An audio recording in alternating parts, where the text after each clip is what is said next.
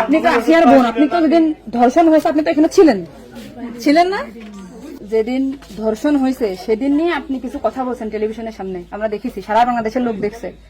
তো আপনি বলছেন, একবার বলতেছেন যে আমি ওয়াশরুমে গেছিলাম এই সুযোগে ধর্ষণ হয়েছে, আপনি আরেকবার বলতেছেন যে রুম থেকে বের করে নিয়ে ধর্ষণ করছে, আপনি আরেকবার বলতেছেন যে ধর্ষণের সময় আমি ঘুমোইছিলাম, আমি কিছু ঠিক পাইনি। আসলে কোনটা সঠিক?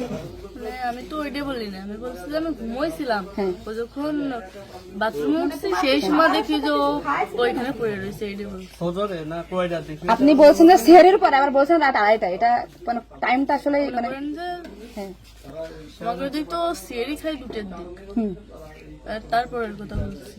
আচ্ছা, আপনি একটু মানে প্রথম থেকে মানে রাত থেকে কি ঘটনা ঘটছে একটু আমাদেরকে বলেন তো। সর্বপ্রথম রাত থেকে সব ঠিক ছিল, তিনজন ঘুমাই গেছিলাম, 8টার দিকে ঘুমাইছি।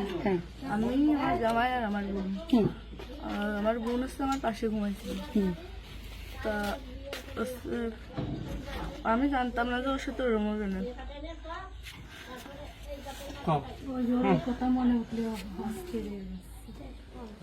আপনি আসিয়ার বোন, আপনি ওইখানে ওই দিন ছিলেন এক ঘরের ভিতর, আপনার কথা মানে আপনি যা বলবেন সেটাই হবে। এই জন্য আপনাকে যদি ওরা ঘুমের ঘরে কিছু খাওয়াই থাকে আপনি বলবেন যে আমাকে ঘুমের ভিতরে কিছু খাওয়াই দিচ্ছে, আমি ঘুমাইছিলাম, আমি কিছুই জানি না, আমি সকালে উঠে দেখছি এটা। কিন্তু আপনি যদি বলেন যে রাত 2:30টার সময় হয়েছে, আমি তাহলে তো হবে না।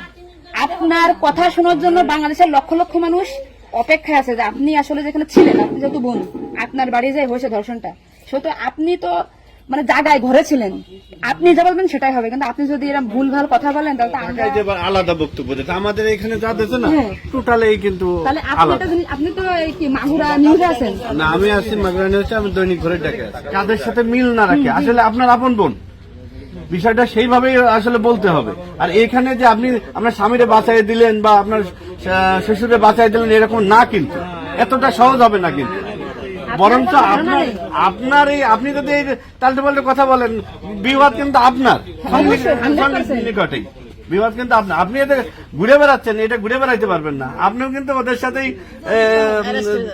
যুক্ত হইতে হবে আপনার। তার মানে উনি একবার বলতেছে কি জানেন, আমি টয়লেটে গেছিলাম তখন ধর্ষণ হয়েছে, একবার বলতেছে আমি আমার রুম আমরা থেকে খুব বের হয়ে বিভ্রান্তিতে আসছি, বারে বারে আপনাদের কাছে আসতেছি শুধু এই একটা কারণে। কিন্তু মানে আপনাকে যদি কিছু খাওয়াই থাকে আপনি বলেন যে আমারে খাওয়াইছে, আমি কিছুই জানি না, সকালে উঠে দেখেছি আমি এই অবস্থা।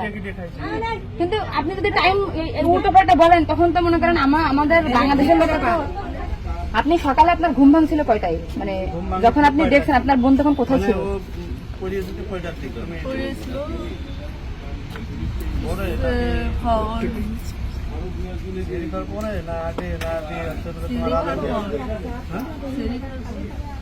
আপনি 8টার সময় ঘুমাইছেন, তারপরে কি আপনার ঘুম ছেড়ে খাওয়ার পরে ভাঙিছে? তার ভিতরে আপনি কিছুই জানেন না। আপনি এটা সুন্দর করে এখন যখন বললেন, কিন্তু মাঝে যে কথাগুলো বলেছেন এগুলো তো আসলে আপনি রিল্যাক্স হন, আপনি রিল্যাক্সে বলেন। এই আপনার ভাই, এগুলো আপনার ভাই, আমরা আপনার বোন, আসি আমার বোন, আসি আমাদের বোন, আমি নিজের এখন আসি। আপনি যদি এই কথা উল্টো পাল্টা বলেন, আমরা বাংলাদেশের লোক তো ডিপ্রেশনে চলে যাচ্ছে আপনার কথাই। রাত্রে আপনার ঘুমের ওষুধ খাওয়াই দিছে, এই খাওয়াইছে আপনার কে মনে হয়, কে খাওয়াইছে আপনার ঘুমের ওষুধ? আপনার শ্বশুর না আপনার স্বামী না আপনার শাশুড়ি? খাওয়ার সময় তো আমি আর আমার শাশুড়ি ছিলাম। আচ্ছা, দুজন একসাথে। তা আপনার কি মনে হয়, আপনার যেহেতু আপনি ওই বাড়িতে আপনার সংসার করছেন, আপনার মনে হয় কে খাওয়াইছে আপনাকে? মানে আপনার শাশুড়ি না আপনার শ্বশুর হতে পারে? আমার শাশুড়ি, শ্বশুর তো খাওয়ার সময় থাকে না, আমার শাশুড়ি তো থাকে। তাহলে আপনার কি মনে হচ্ছে আপনার এই ঘুমের ওষুধ আপনার শাশুড়ি খাওয়াইছে? কিন্তু আপনার শাশুড়ি যদি খাওয়াই থাকে তাহলে ধর্ষণটা আপনার শ্বশুর কিভাবে করলো? মানে ওনারা তো সবই জানে। তা আপনি কি এটা কখনো কি মেয়েদের সামনে আগে বলছেন যে তাই তো আপনার শাশুড়ির 3 দিন বাইরে থাকার কথা না, সবার আগে তো উনি অ্যারেস্ট হওয়ার কথা? আপনি কি এটা আমাদেরকে জানাইছেন, সোশ্যাল মিডিয়াতে জানাইছেন শোনা? এই যে আজকে আমরা হয়তো জানতে পারলাম যে আপনার ঘুমের বড়ি যে খাওয়াইছে বা ওষুধ খাওয়াইছে এটা আপনার শাশুড়ি খাওয়াইছে, তাই তো এদের পরিকল্পিত না, মানে পরিকল্পিত ছিল ওদের আগে থেকে। আপনার কি মনে হয়?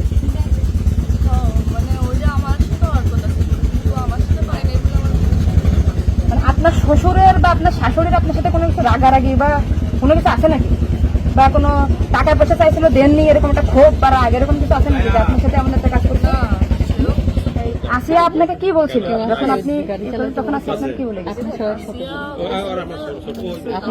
গাড়িতে আর ভাইয়া আছে দরজা খুলে দিচ্ছে, তা আমি বলছি আমি তো ঘরের ভিতর ছিলাম, তাহলে আমি কিছু টের পেলাম না কেন? বলছে কি আমার হচ্ছে ঘরের বাইরে গেছে। এরপর থেকে তো আসিয়ার জ্ঞান না মানে ওইটুকু সময় ও অস্থির হয়ে যাচ্ছিল, আর আপু আসছে বাইরে, আপুর বাসা মনে হয় বাইরে। আমার বাসা যশোরে, আমি যশোর থেকে আচ্ছা, আমি শুধু ওনার একটা ভিডিও দেখে আসছি যে উনি উল্টো পাল্টা কথা বলতেছে, এই সঠিকটা জানার জন্য। সঠিক কথাটা বলেন বলেন।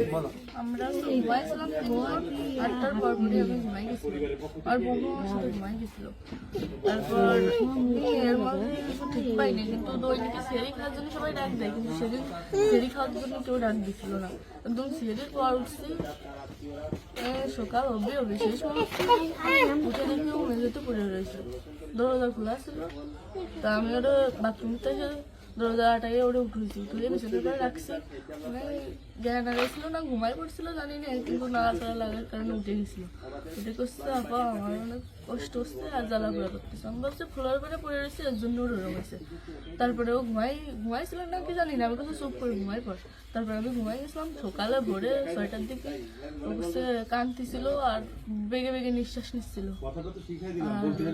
ও তারপরে আমি করছি কি কি হয়েছে তোর, ওরকম কাঁদতেছিল রাত্রেও, আবার মনোরম করতেছি, সাক্ষর করে আদর যাচ্ছে। ও তারপরে করছে মানে তাহলে আমার সাথে এরকম করছে, আর হচ্ছে ভাইয়া দরজা খুলে দিছিল।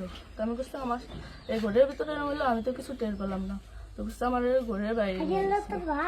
আপনাকে একটা ছোট প্রশ্ন করি, কিন্তু আপনি এর আগে টেলিভিশন থেকে আপনার ইন্টারভিউ নিয়েছে, আপনি বলছেন যে রাত 8-এর দিক হয়েছে আনুমানিক, তারপরে এই হয়েছে, আপনি মানে এই মাঝের এই কথাগুলো তো আপনি জানেন না। সুন্দর, এখন আপনার কথা ভালো লাগছে, আপনাকে থ্যাংক ইউ।